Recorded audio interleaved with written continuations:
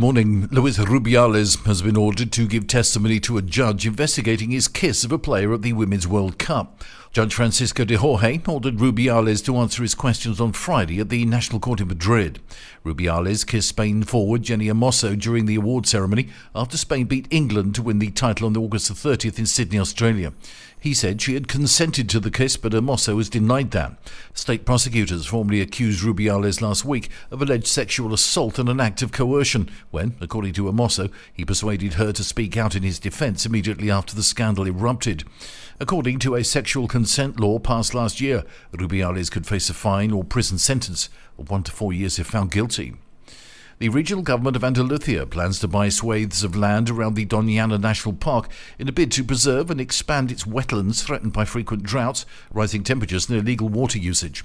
Regional leader Juanma Moreno said yesterday the planned purchase of 7,500 hectares would expand Doñana's area by some 14% in what he called the biggest action for the conservation of the park in the last decades.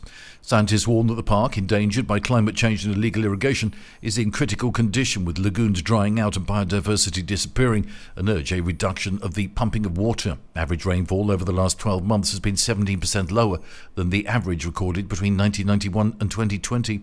The planned land purchase comes after Moreno's Conservative administration came under heavy criticism from environmentalists and the government in Madrid over its plans to legalise additional irrigation around Doñana.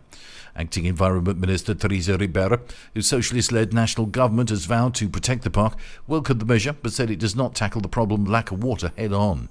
She, meanwhile, has announced a plan to spend more than €12 billion to alleviate the impact of drought.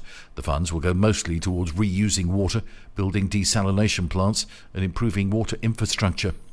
And 2 British holidaymakers have died after coming off the motorcycle they were travelling on. The tourists, a man and a woman aged 68 and 65, and described as a couple, were heading through Asturias when they suffered their fatal accident. The tragedy occurred at around 5:30 p.m. on Monday on the A8 motorway during heavy rain. They were pronounced dead at the scene. The Guardia Civil is carrying out an ongoing investigation. It was not immediately clear where the 2 Brits had been heading. That's the latest from TRE. I'm Bob James.